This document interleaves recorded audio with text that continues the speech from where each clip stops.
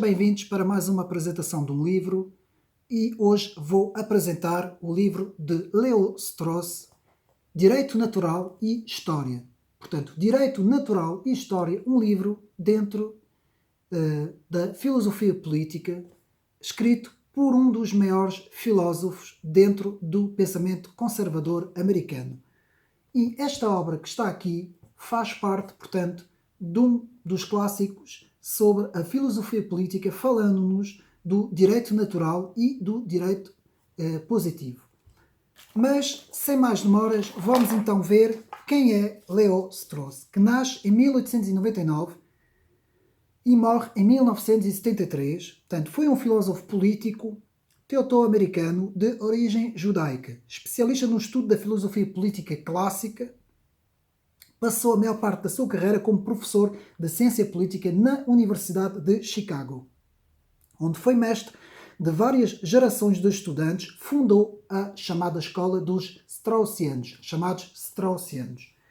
Oriundo da tradição neocantiana e imerso nos trabalhos dos fenomenologistas como Edmund Husserl, Carl Schmitt, Maquiavel e Martin Heidegger, foi considerado por muitos como um dos grandes mestres da filosofia política.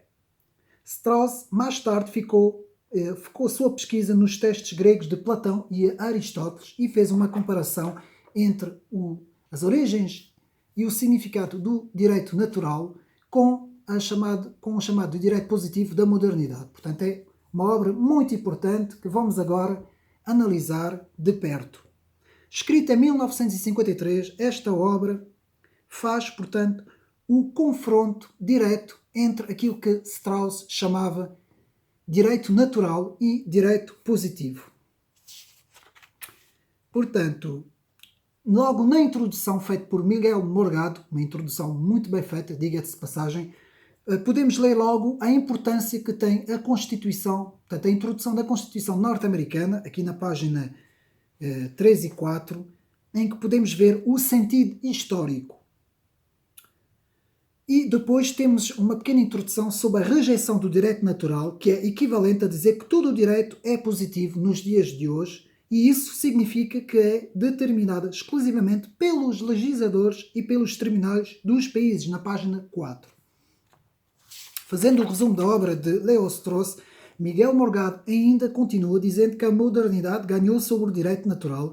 A concepção não teleológica do universo deve ser acompanhado por uma concepção não teleológica da vida do homem, na página 9.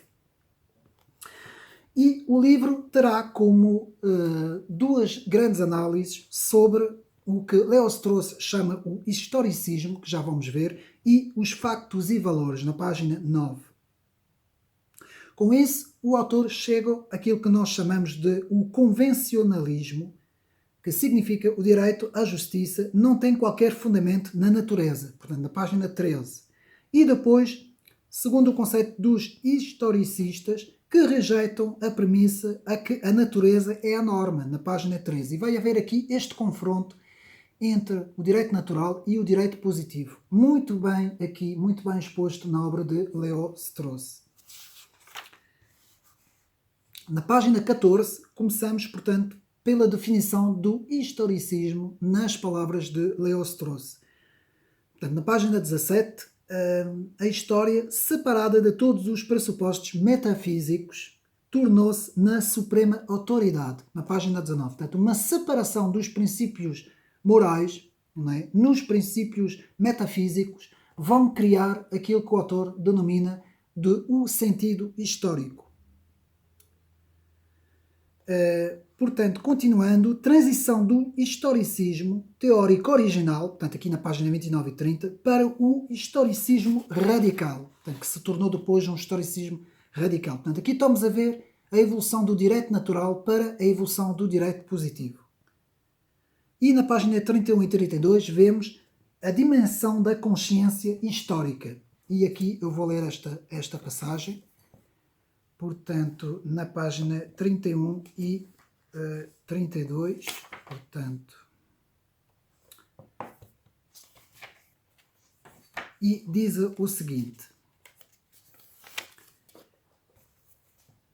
o historicismo pressupõe que a viragem do homem moderno para a história trazia implícita a intuição e, posteriormente, a descoberta de uma dimensão da realidade que escapará ao pensamento clássico, a saber, a dimensão histórica, que é a introdução, portanto, do historicismo como dimensão histórica que vai ser, portanto, os preparativos, digamos assim, para a introdução da lei positiva. Portanto, na página 30, portanto, o direito natural é hoje rejeitado. Portanto, na página 34, eu vou ler esta parte porque esta parte é muito importante, na página 34, e que nos diz assim: o direito natural é hoje rejeitado, então, não só porque se considera que todo o pensamento humano é histórico, mas igualmente porque se pensa que existe uma variedade de princípios imutáveis de justiça ou de bondade que conflituam umas com as outras, sem que se possa demonstrar a superioridade de um princípio sobre as restantes. Aqui o sentido histórico vai relativizar, portanto, vai relativizar todo o pensamento humano, todas as várias concepções do pensamento humano. E chegamos, portanto, para mim, a uma das partes mais importantes do livro, na página 39, sobre a falácia deste sentido histórico que vai trazer o relativismo e que vai criar a falácia da introdução, da redução ad Hitlerium. E eu vou explicar o que é que, portanto, Lévi-Strauss nos quis explicar com isso. Portanto, a expressão a reductio ad Hitlerium, portanto, reductio ad Hitlerium, que significa redução a Hitler, o que é que isto quer dizer? Quer dizer que todo o pensamento contrário é reduzido ao Hitlerium. Portanto, aqui nesta passagem, eu vou ler aqui a passagem da página 39, que nos explica o seguinte. Portanto, seguindo portanto, a explicação do sentido histórico, que vem da introdução do historicismo, o autor nos fala: ao acompanhar este movimento até ao seu fim, chegaremos inevitavelmente a um ponto para lá do qual a sombra de Hitler começa a escurecer a cena. Infelizmente, é preciso sublinhar que no decurso do nosso exame temos de evitar a falácia sublinhar tanto que nas últimas décadas foi muitas vezes usada como um substituto da reductio ad absurdum, portanto, reduction ad absurdum, pelo reduction ad Hitlerium, para refutar uma perspectiva. Não basta assinalar o facto de ter sido partilhada por Hitler. O que é que aqui, em 1953, o que é que Lévi-Strauss quis aqui explicar? Bom, já nessa altura, ou seja, 1953, poucos anos depois do final da Segunda Guerra Mundial, não é? Em 1945, Lévi-Strauss alertou para esta falácia de que muita gente iria pegar, portanto, a evolução, não é, do pensamento humano iria fazer com que muita gente fosse pegar no pensamento, neste caso no pensamento hitleriano, não é, do chamado nazismo, não é, e voltasse isso contra qualquer opositor. E é exatamente isso que nós hoje vemos.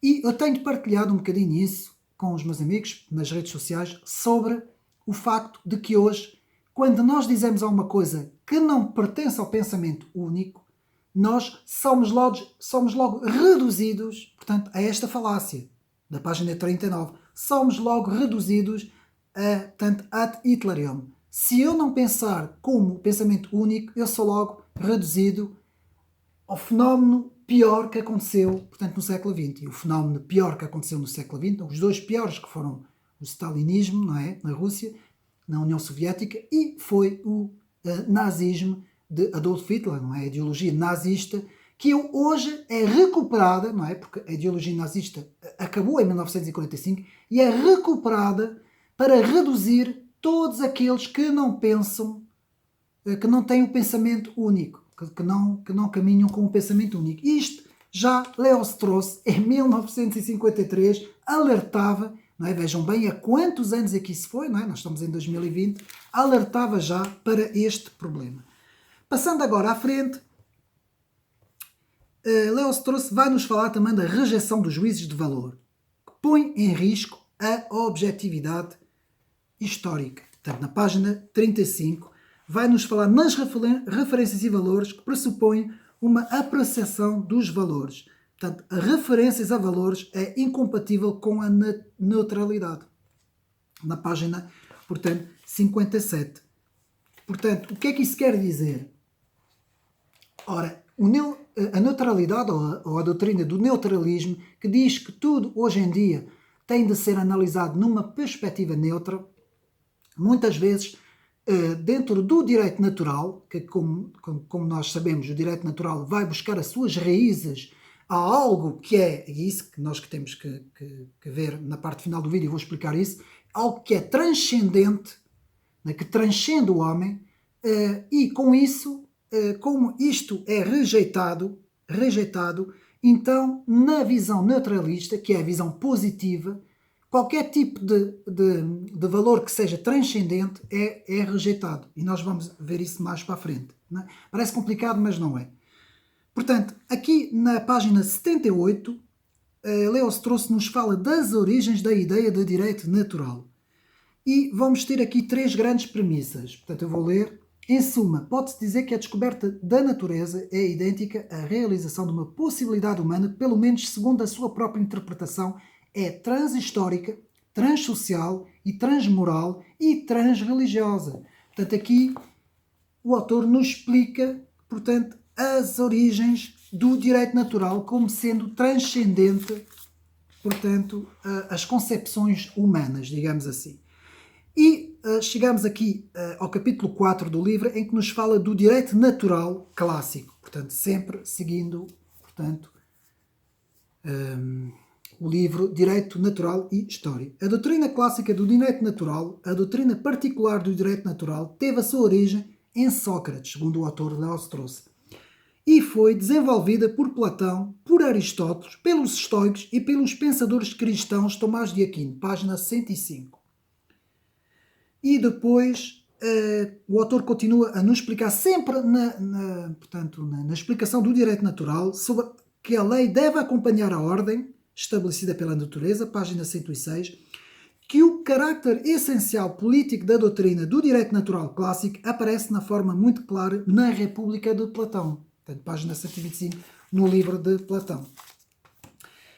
E três maneiras de entender o direito natural, portanto, isso na explicação do direito natural, pelos clássicos, o socrático platónico, o aristotélico e o tomismo, na página 127. Agora vamos passar para o direito moderno. No direito natural moderno, que Léo-Strauss vai analisar em Thomas Hobbes e John Locke, os dois grandes teóricos que Léo-Strauss vai aqui analisar, nos falam na filosofia política como por objeto o direito natural, página 146. Tensão entre o ensinamento da lei natural de Locke e das próprias escrituras, aqui na página também 146, a crise do direito moderno, que é o capítulo a seguir, que é o capítulo 6, vai nos falar sobre Jean-Jacques Rousseau, o primeiro a criar a crise no direito natural. E nós vamos ver porque é que depois foi criado o direito positivo. Portanto, a concepção do estado da natureza é o conteúdo do direito natural. Pode ser decisivamente afetado pelo modo como se concebe a origem do homem, página 135. E depois, por fim, portanto, aqui vemos Jean-Jacques Rousseau que já está, portanto, a minar, digamos assim, o direito natural. E por fim, temos a reação de Edmund Burke, que nos fala da Constituição Britânica como sendo inspirada posteriormente pelo direito natural, na página 271. Bom, tudo isto passou a ser um pouco confuso, mas chegamos agora à análise da lei natural e da lei positiva. E, de facto, há aqui uma frase que resume muito bem toda esta importância que tem esta distinção entre o direito natural e o direito positivo. E podemos ler a seguinte frase: a filosofia da sala de aula de uma geração será a filosofia do governo da geração seguinte. Isto até é uma frase de Abraham Lincoln, um dos presidentes dos Estados Unidos, que alertava para a importância do estudo na sala de aulas. E foi exatamente isso que aconteceu. Ao substituir o direito natural e ao introduzir o direito positivo, tudo foi completamente mudado. Toda a concepção que vai influenciar o direito, vai influenciar a filosofia e a sociologia, não é? E todas as posteriores ciências que irão surgir na segunda parte do século XX. Então aqui temos a lei natural, relação da lei com o conceito de moralidade. Na lei natural, vamos agora estudar a lei natural. Conhecimento da lei gravada no coração do homem, isto era uma das premissas das Escrituras, em Romanos 2,15, consciência da lei, portanto, ter a consciência da lei no direito natural. Lei natural derivada da lei eterna, Tomás de Aquino, ou seja, transcendência, primeiro, que vai afetar a lei natural, ao contrário da lei positiva, que vamos ver mais para a frente. Portanto, a lei natural é a luz natural da razão pela qual discernimos o que é certo e o que é errado. A razão humana é a base para a lei natural. E agora que vimos que a lei natural, que eu vou tentar resumir um pouco o que é que significa a lei natural. A lei natural é a consciência de uma transcendência, ou seja, existe de facto uma moral transcendente que atua no direito, na lei do direito. E a lei positiva vai dizer o quê? Portanto, ao aparecer a lei positiva no final da modernidade, e principalmente na pós-modernidade, então a lei positiva escrita se opõe ao entendimento clássico da lei natural. A lei positiva não é uma lei eterna ou absoluta, é uma lei imposta pelos próprios homens e é relativa ao tempo e ao espaço e nada detém transcendente. Não tem um ponto de referência transcendente. É apenas relativo ao tempo e ao espaço. Com isso, são criados dois princípios da lei positiva. Dois princípios, portanto, os dois princípios mesmo da lei positiva, que são: não há nenhuma ligação necessária entre a moralidade e a lei. Lá está. Ao se dissociar a moralidade da lei, então é exatamente isso que aconteceu na segunda metade do século XX. Ao acontecer isso, todas as instituições ficaram à mercê do próprio relativismo cultural, não é? E filosófico, digamos assim. Portanto, e a segunda premissa, a validade legal é determinada em relação a certos factos sociais básicos. Lá está. Tudo isso vai preparar as filosofias da segunda metade do século XX. As tais filosofias pós-estruturalistas do século XX. Portanto, a lei positiva, então, é subjetiva, ao contrário da lei natural, que é objetiva. Portanto, a lei positiva é subjetiva na medida em que ela se baseia em normas sociais, reparem, em normas sociais relativas que diferem em várias culturas, experiências e situações no tempo e no espaço. Na lei positiva não há nenhuma relação entre o conceito de lei, teoria legal, e o conceito de moralidade. Portanto, isso é importante para quem estuda direito. Isto dá-se nas salas que quem estuda direito. Portanto, e principalmente história do direito também. Portanto, as três bases da lei positiva, segundo Léo-Strauss, são o ateísmo, o utilitarismo e o darwinismo. Ao longo da história, essas três visões foram incorporando o direito natural, transformando o direito natural no direito positivo. E hoje, o que é que nós temos, portanto, para quem estuda direito, não é? Nas leis, não é? Nós temos o direito positivo. O que impera hoje no mundo é o direito positivo. Portanto, a lei positiva se tornou conhecida como realismo legal, que é chamado o realismo legal. O realismo legal é uma teoria em filosofia do direito ou jurisprudência amplamente caracterizada pela reivindicação de que a natureza da lei é mais bem compreendida observando o que os tribunais e o cidadão realmente fazem em vez de auxiliar a regra legal ou conceitos legais declarados. Ou seja, estudos legais críticos. Então vamos chegar aos chamados estudos legais críticos, que deu origem à teoria legal pós-moderna e aos estudos de justiça social que eu tenho aqui feito no meu canal sobre as análises do pós-modernismo e de todas as teorias que depois deram origem a esses novos movimentos que nós temos nas universidades norte-americanas, não é? A crítica da teoria da crítica social e da justiça social, a interseccionalidade e todos esses movimentos que originaram o wokismo, tudo isso vem da lei positiva. Transformação da lei natural para a lei positiva. E tudo isso em 1953, Léo-Strauss já não tinha ainda observado esses fenómenos, agora últimos, não é? Mas tinha, portanto, sabia que iria haver uma transformação grande entre a lei natural e a lei positiva. Portanto, lei positiva, as legislaturas não têm nenhum padrão objetivo e transcendente para auxiliar a conduta humana. E as leis são escritas pelos poderes governantes de uma sociedade para proteger os seus próprios interesses. Vejam bem, a lei tornou-se um instrumento de apropriação pessoal dos legisladores, dos juízes, que fazem da lei um instrumento para eles próprios e não como um instrumento da justiça com um ponto transcendente. Portanto, a lei positiva, o corpo docente universitário e o pessoal da mídia rejeitam arrasadoramente a crença na noção de valores universais e objetivos. Lá está. Se hoje for para a televisão, num debate, falar de valores universais, valores objetivos, valores conservadores, valores transcendentes, bom, vou logo dizer que eu sou um reacionário, um conservador, um hiper-religioso, um sabe-se lá mais o quê, não é? Bom, já sabemos. E depois há a tal redução ad Hitlerium, que aqui o autor nos fala, que eu já expliquei, não é? Reduzir sempre tudo a um reacionário, a um fascista, a um extrema-direita, a um Hitler, não é? Pronto, que hoje é a técnica, é a falácia. A falácia principal é esta. Quem não aceita o pensamento único, o pensamento progressista de esquerda, é reduzido, é redução ad Hitlerium, não é? Como diz aqui Léo-Strauss muito bem. Portanto, segundo esses autores da lei positiva, a lei e a moralidade se tornaram autónomas e situacionais. Ou seja, tudo é uma questão de construção social, tudo é situacionista no espaço e no tempo. E o que é que vai ocorrer com isso? Bom, o que vai ocorrer com isso é que se não há pontos de referência, se nós não temos um ponto de referência, como é que nós podemos fazer uma medição, não é?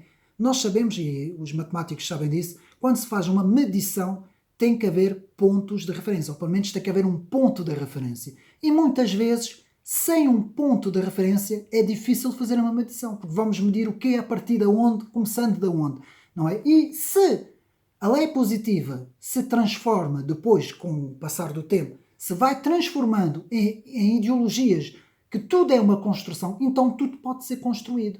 O bem pode ser o mal pode ser o bem, porque tudo é relativo, não há nenhum ponto de referência transcendente. Eu posso criar o meu próprio bem, que é diferente do bem do meu vizinho. Então tudo se torna uma questão apenas de opinião pessoal, apenas de cada um ter a sua visão, e nós sabemos que várias visões antagónicas juntas se tornam conflituantes, não é? Apesar de ser necessário, numa democracia, isso agora é um pouco diferente, mas é necessário haver pontos divergentes, não é? Haver opiniões diferentes, não é? É saudável, não é? Haver coisa que hoje também não acontece, não é? Infelizmente eu tenho que falar sempre das mesmas coisas nos meus vídeos. É incrível. Eu comparo programas televisivos dos anos 90, nem é preciso ir muito mais atrás, dos anos 90, finais dos anos 90, e nós víamos na televisão, havia programas, não é? Programas em que eram convidados analistas, comentadores, e dava gosto porque nós víamos pessoas com diferentes visões, que defendiam uns mais conservadores, outros mais progressistas, uns mais assim, outros mais assados, mas nós víamos uma grande diversidade de pensamento. E hoje nós não vemos isso. Hoje nós não vemos isso. Toda a gente comenta o mesmo, ou seja, o apresentador lança um tema e se tiver 2 ou 3 comentadores, eles vão todos comentar o tema na mesma coisa, com a mesma ideia, atacando uma ideia que não está lá, que não está presente. Muitas vezes a gente sabe quem são, o que é que eles atacam, não é? E quem são as pessoas que eles atacam, não vale a pena estar aqui a dizer. E muitas vezes nós ficamos assim, mas parece que hoje não existe, não é diversidade de opinião, não há. É isto que está a desaparecer. E isto é muito grave para a saúde de uma democracia, ou pelo menos daquilo que nós chamamos uma democracia, não é?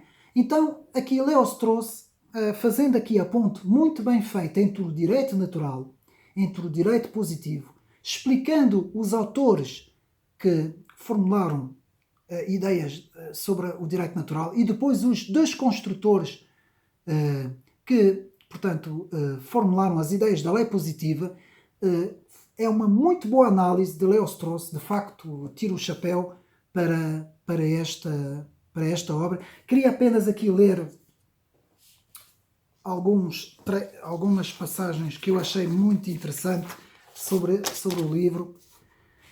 É bastante provável que essas posições críticas, portanto, Léo-Strauss é quem está a falar, continuamente desenvolvidas, segundo Léo-Strauss, renderam uma reputação como um reacionário conservador do próprio Léo-Strauss. É um cruzamento de várias ideias defendendo a lei natural, contrapondo a lei positiva. E aqui Léo-Strauss nos fala numa movimentação de ideias, para quem estuda a história das ideias, da lei natural para a lei positiva, em que a primeira foi numa primeira onda fundada nas representações liberais da vida política, que foi a primeira onda. Na segunda onda, impulsionado pelos filósofos do iluminismo, que relegaram a fé ao nível da superstição e que deram um objetivo explícito de popularizar a ciência e, portanto, o progresso humano. Tudo isso traz consigo um elemento crítico que acompanha toda a obra do filósofo Jean-Jacques Rousseau, que aqui Léo-Strauss fala muito bem, portanto, no 6º capítulo. E depois temos mais uma passagem, portanto, deixa eu ver onde é que está.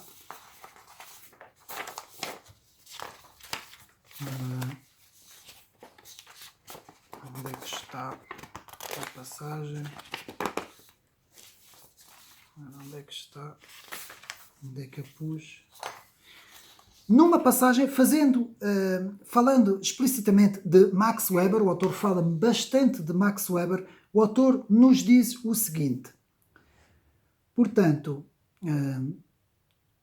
na continuação do seu trabalho, na tradição clássica e nas concepções clássicas do direito natural, ou seja, lei natural, através do seu livro Direito Natural e História, portanto aqui estou a falar de Léo-Strauss, publicado em 1953, no qual ele explicitamente põe em causa de forma como incluindo a sociologia sob os auspícios de Max Weber, pretendendo ser uma ciência do homem em distinguir entre factos e valores, atenção aqui a esta parte, factos e valores, pretendendo ser uma ciência distinta das outras. Nos Estados Unidos, este ataque contra as escolas sociológicas weberianas, de Max Weber, e contra aqueles que buscam sua inspiração no livro The Structure of Science, publicado pela Ernest Nagel, gerou polémica no final de 1950 e início de 1960. Léo-Strauss mostra em sua obra sobre a caricatura do direito natural como elementos do positivismo em algumas teses da humanidade nas quais é ignorado os valores, factos e valores, para produzir estudos objetivos que ainda formam a base a partir da qual desenvolvem o comportamento humano. Este é realmente o ataque contra o positivismo feito por Léo-Strauss, que busca desenvolver um modelo de cientificidade e em seguida, a partir de 1961, contra o positivismo lógico de Nagel, que defendia o direito positivo. Enquanto isso, Strauss mostra que a concepção científica da filosofia desenvolvida por Kant e Hegel nunca foi um historicismo. Portanto, esta parte aqui, uma excelente análise de Léo-Strauss, focando muito bem, portanto, Max Weber, não é? E nós aqui no final do livro, portanto,